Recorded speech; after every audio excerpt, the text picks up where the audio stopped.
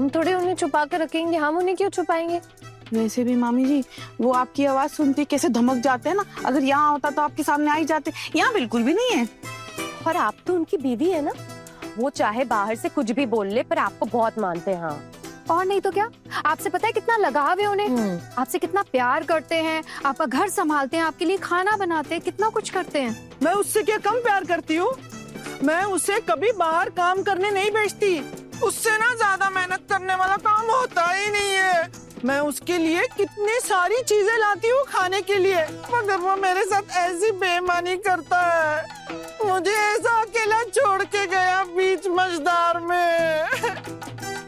ये भी नहीं सोचा एक बार कि मैं कैसे जीऊंगी? बोल लो।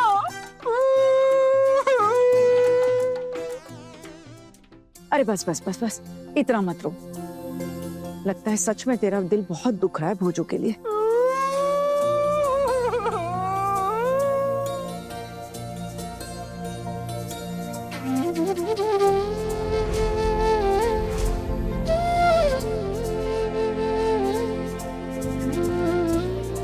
रोना धोना किसके लिए?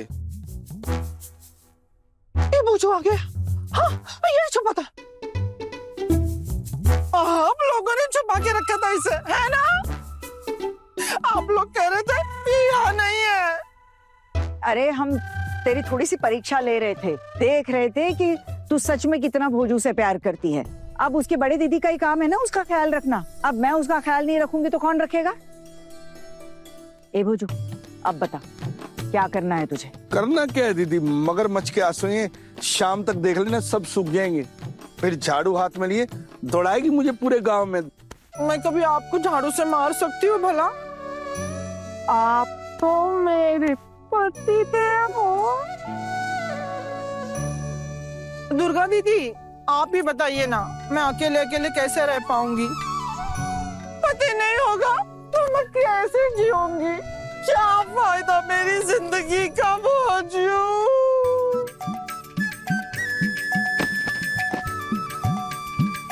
अरे अरे मामी जी, इतना मत रोइए। भोजू मामा आपके साथ घर वापस जाएंगे। क्यों भोजू मामा? अरे नहीं नहीं दीदी, कहीं नहीं जाएंगे। कोई भी कितना भी नाटक करे, आंसू बहे लंबे लंबे। इनका तो बस उस घर से दिल ही उठ गया है, और अपनी पुरानी जिंदगी से भी। अब तो ये यही रहेंगे। क्यों भोजू मामा? अरे अरे अरे अरे अरे अरे मामी, आप प्लीज रोइए मत। भोजू मामा तो वैसे भी अपना फैसला ले चुके हैं, आपके रोने से कुछ होगा नहीं। और वैसे भी सुबह सुबह रो के क्या फायदा है? वो जाना नहीं चाहते हैं ना यहाँ से। क्यों भोजू मामा? नहीं नहीं, गांव के रास्ते में ना रेल की पटरी पड़ती है।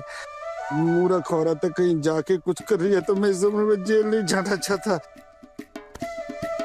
मेरी किस्मत में नहीं है दुर्गा दीदी के घर में रहना। मुझे तो इसके साथ जाना ही पड़ेगा। अभी थोड़ी देर पहले तक तो आप कुछ और बोल रहे थे, एकदम से पलट गए आप। एकदम पलटू राम हो आप। क्या करूं, बांझे हालात के चलते पलटना पड़ता है। मैंने अग्नि को साक्षी मान के शादी की थी इसके साथ। अभी अगर इससे कुछ हो गया ना तो भगवान मुझे कभी माफ नहीं करेगा। और दीदी दीदी, हाँ हाँ, अब जा ही रहा है तो दोपहर का खाना खाकर ही जाना। पहली बार बहू घर आई और तू रोना बंद कर दे। घर की माँ लक्ष्मी रोते हुए ऐसी अच्छी नहीं लगती।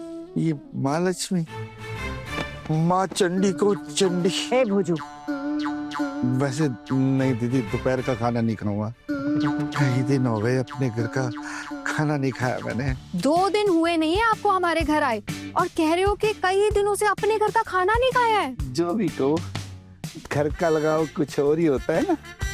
घर से दूर रहना मतलब सीने पर पहाड़ का बोझ रखने बराबर होता है।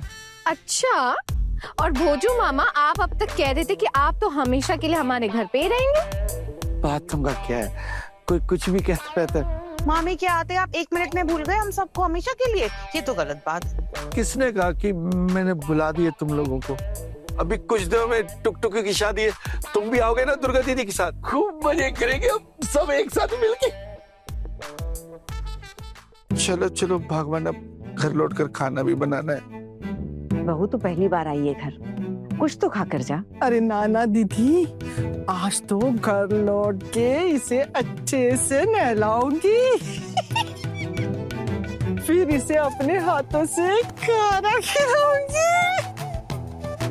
और यहाँ अपनी पत्नी के हाथ का खाना तो नहीं मिलता ना? हाँ, अब हम आते हैं। चलो पति परमेश्वर, चलो ना, चलो।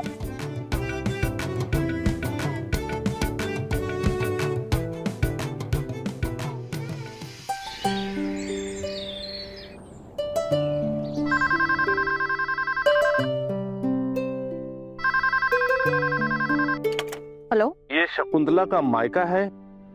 शकुंतला?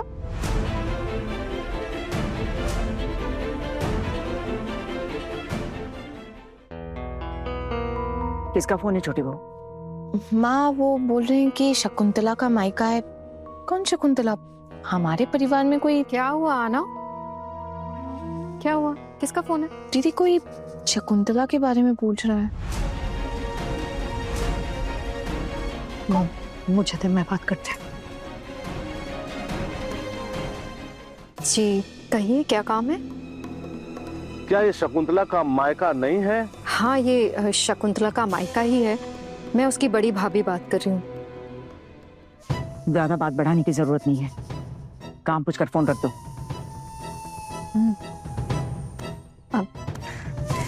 जी बताइए, क्या काम है? जी मैंने इसलिए फोन किया कि शकुंतला का जो पति था राकेश, उसका देहांत हो गया है। अब शकुंतला के परिवार वाले, ससुराल वाले राकेश की मौत का जिम्मेदार शकुंतला को ही मान रहे हैं। अब उस पर हो रहे अत्याचार देखा नहीं जाता है। आप लोग तो उसके मायके वाले हैं, आप लोगों ने तो कभी उसका हाल चाल पता करने की कोशिश ही नहीं की। आज मुझे लगा कि उसकी हालत के बारे में आपके पास खबर पहुंचा दूं। हो सके तो आप लोग उससे आकर मिल लीजिए। वैसे आप कौन बोल रहे हैं? जी मैं उसका पड़ोसी हूँ।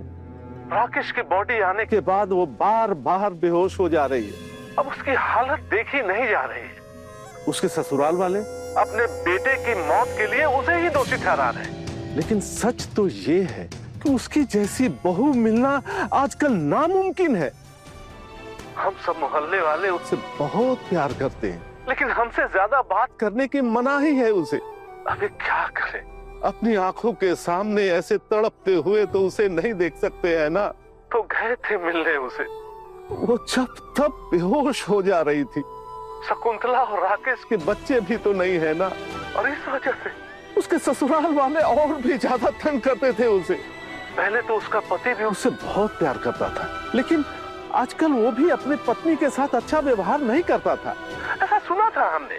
हम जानते हैं कि आप लोगों ने कभी पता करने की कोशिश नहीं की कि कैसी है वो, और उसने भी आप लोगों के साथ कोई रिश्ता नहीं रखा है। लेकिन वो बच्ची अंदर ही अंदर टूट चुकी है। आप लोग हो सके तो उसे अपने साथ ले जाइए, नहीं तो उसको बचाना मुश्किल हो जाएगा। ठीक है, अभी आप रखिए, मैं घर वालों से सलाह मशवरा करके ही कुछ तय कर पाऊंगी। अभी नहीं आएंगे तो कब आएंगे? अपनी बेटी की डेड बॉडी देखने के लिए? इंसानियत नाम की कोई चीज है आप लोगों के अंदर? देखिए, मैंने कहा ना कि मैं घर पे बात करके ही तय कर पाऊंगी। और वैसे भी मैं इस घर की बहू हूं, बिना अपनी सासू माँ से बात किए कुछ बता नहीं सकती।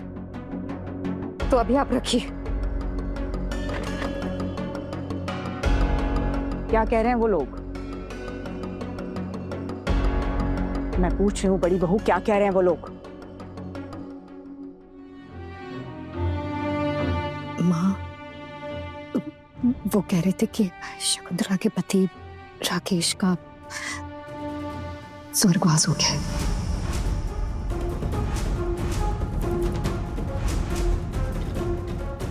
क्या? हाँ। आना नाम नहीं जानती ना उसका,